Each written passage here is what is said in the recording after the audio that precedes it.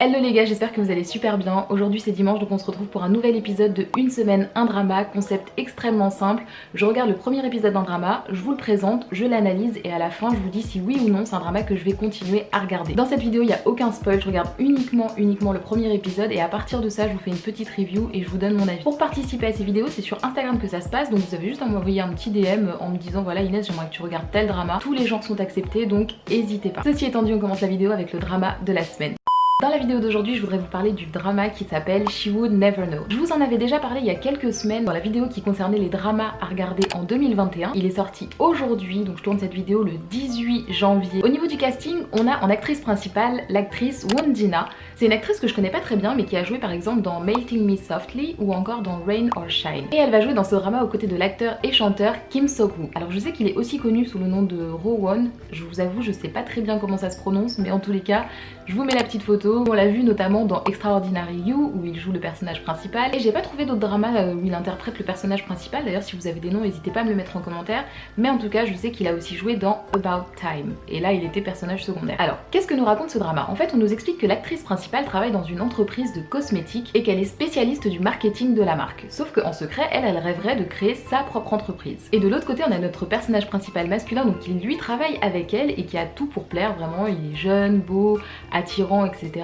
Et en fait il finit par tomber amoureux de sa supérieure parce que du coup dans l'histoire en fait elle est plus âgée que lui et lui est un peu plus jeune, il est un petit peu sous ses ordres, c'est d'ailleurs son stagiaire. Donc il finit par tomber amoureux d'elle, sauf que ce qu'il y a c'est que elle n'est pas du tout intéressée par les hommes plus jeunes qu'elle et donc elle rejette en permanence en fait ses avances. Maintenant que je vous ai présenté un petit peu le casting et le résumé du drama, je vais vous expliquer ce qui se passe dans le premier épisode.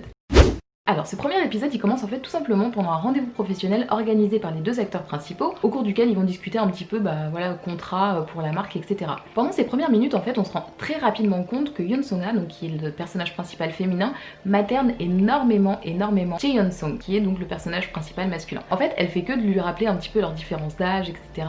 Elle le materne vraiment beaucoup à tel point que lui dit directement mais en fait je pense que tu me considères comme un enfant. Et elle ne nie pas du tout en fait, elle lui dit concrètement bah oui t'es plus jeune que moi, il faut savoir qu'ils ont 1 an d'écart, donc t'es plus jeune que moi en âge et en plus de ça au niveau professionnel j'ai plus d'expérience que toi donc oui je te materne un petit peu etc, t'es un enfant pour moi. On voit directement que lui ça lui plaît pas du tout et en fait on se rend très rapidement compte également que lui est amoureux d'elle. Ce qu'il y a c'est que lui, ce dont il n'est pas au courant en fait au début, c'est que elle a déjà quelqu'un dans sa vie. Elle a quelqu'un, mais c'est quelqu'un que lui connaît. Alors une relation amoureuse, cachée, secrète avec quelqu'un avec qui elle travaille. Et en fait dans ce premier épisode, ce qui va se passer c'est que lui va l'apprendre. Donc déjà, premier choc. Deuxième choc de l'épisode, il se rend compte par hasard, vraiment par hasard, qu'en fait la personne avec qui elle sort la trompe. Et pire que ça, non seulement il la trompe, mais en plus il est sur le point de se marier. Donc vraiment il apprend information désagréable sur information désagréable. Du coup, pendant le premier épisode, il ne lui dit pas explicitement qu'il sait qu'elle sort avec quelqu'un du bureau, mais par contre dès qu'il l'apprend, son attitude change totalement à l'égard du collègue avec qui elle sort, il devient très hostile et en fait il fait vraiment ressentir que lui ça lui va pas du tout, d'autant plus qu'il a appris qu'il y avait tromperie.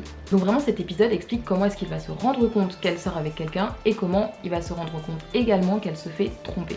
Pour l'instant, en tout cas, il ne lui a pas dit, donc l'épisode 1 en tout cas s'arrête sur ça. Maintenant, je vais vous expliquer mon avis par rapport à ce drama. Alors, quel est mon avis par rapport à She Would Never Know?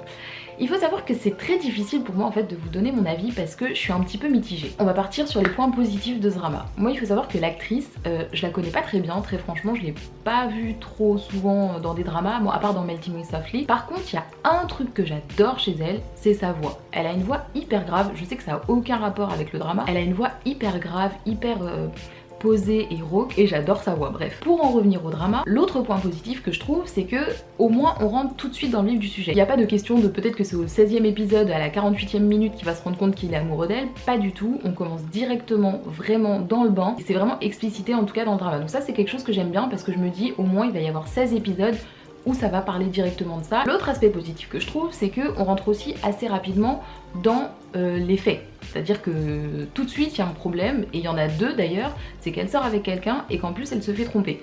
Donc pareil, on part sur une base où on sait qu'il va y avoir des événements autour de ça. Ça c'est pour les points positifs.